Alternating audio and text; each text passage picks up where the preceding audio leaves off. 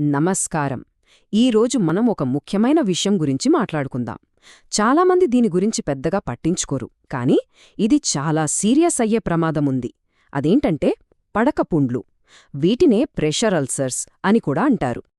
అసలు కదలడానికే ఇబ్బంది పడేవాళ్లకే తెలియకుండానే సైలెంట్గా వచ్చే ఒక పెద్ద డేంజరేంటి? ఎప్పుడైనా ఆలోచించారా? ఈ ప్రశ్నతోనే మన ఈరోజు టాపిక్ మొదలుపెడదాం.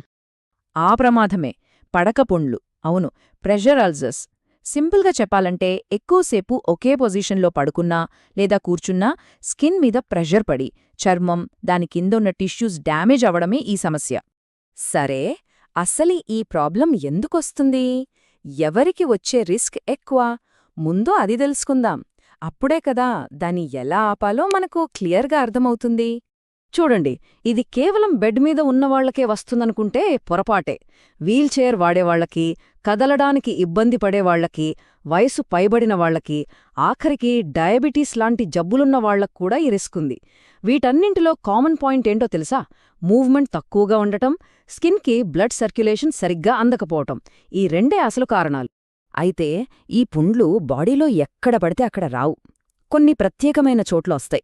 ఎక్కడైతే స్కిన్కి, బోన్కి మధ్యలో మజిల్ తక్కువగా ఉంటుందో, అంటే మడమలు, తుంటి, భుజాల దగ్గర, అక్కడ ప్రెషర్ డైరెక్టుగా బోన్ మీద పడుతుంది.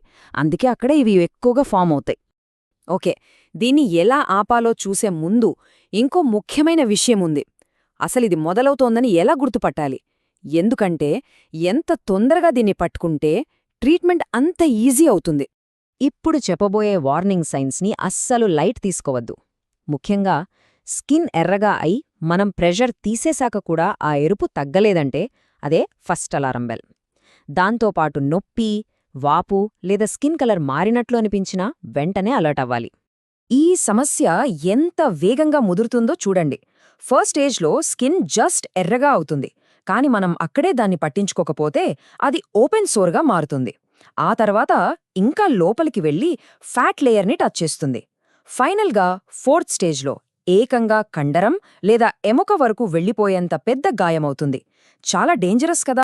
అయ్యో, చిన్న పుండే కదా అని వదిలేస్తే ఏమవుతుంది అనుకుంటున్నారా? దానివల్ల వచ్చే కాంప్లికేషన్స్ ఎంత సీరియస్గా ఉంటాయో ఇప్పుడు చూద్దాం. వీటిని పట్టించుకోకపోతే డేంజరస్ ఇన్ఫెక్షన్లు రావచ్చు. ఒక్కోసారి ఆ ఇన్ఫెక్షన్ బ్లడ్లోకి వెళ్లి సెప్సిస్ అనే లైఫ్ థ్రెటనింగ్ కండిషన్కి దారితీస్తుంది.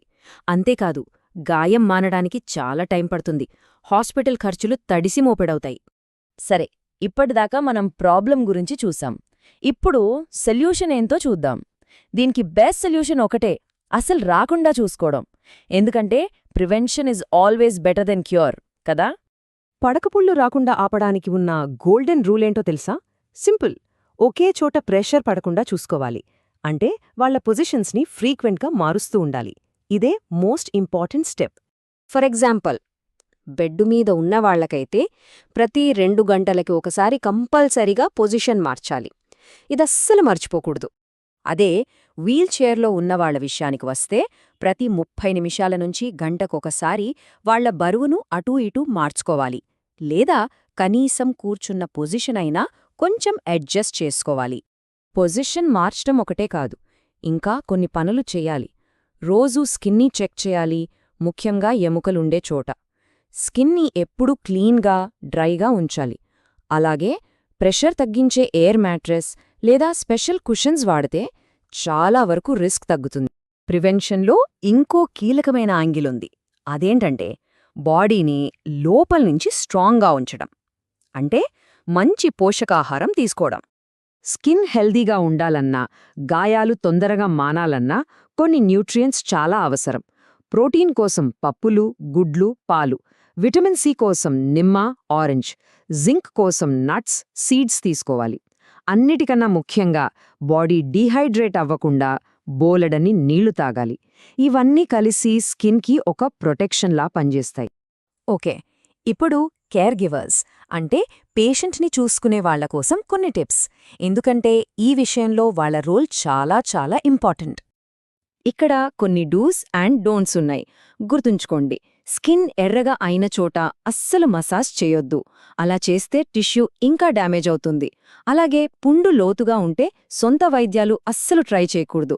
ఎప్పుడూ డాక్టర్ చెప్పినట్టే వినాలి. ఇవి రెడ్ ఫ్లాగ్స్, అంటే డేంజర్ సిగ్నల్స్.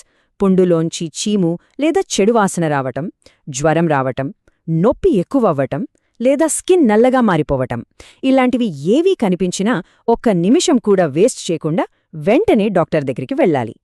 సరే, ఫైనల్గా ఇప్పటిదాకా మనం డిస్కస్ చేసిన దాంట్లోంచి కీ పాయింట్స్ ఏంటో ఒకసారి క్విక్గా చూసేద్దాం.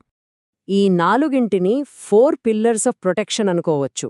1 ఫ్రీక్వెంట్గా పొజిషన్ మార్చడం, 2 సరైన స్కిన్ కేర్, 3 మంచి న్యూట్రిషన్, 4 టైంకి మెడికల్ హెల్ప్ తీసుకోవడం. ఈ 4 కలిస్తే పడకపొండ్ల నుంచి ఒక కవచంలా కాపాడతాయి. చివరిగా ఒక్క మాట, early detection saves life and skin. అవును, దీన్ని ఎంత తొందరగా గుర్తిస్తే అంత మంచిది. ఇది కేవలం చర్మాన్ని మాత్రమే కాదు, ఒక్కోసారి ప్రాణాలను కూడా కాపాడుతుంది. సో ఈ విషయంపై అవగాహన చాలా అవసరం.